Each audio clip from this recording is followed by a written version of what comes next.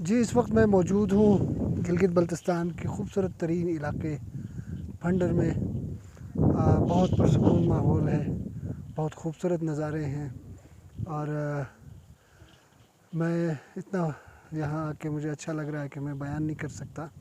بہت ہی خوبصورت دلکش نظارے ہیں، بہت خوبصورت ویو ہے، اور سب سے اچھی بات بہت اچھا موسم ہے۔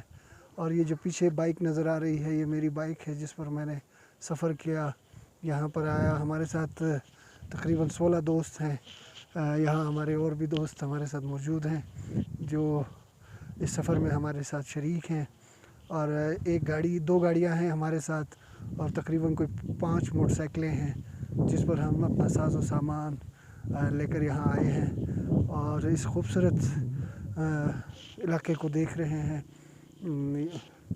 فشنگ ہو رہی ہے، مچھلیاں پکڑ رہے ہیں۔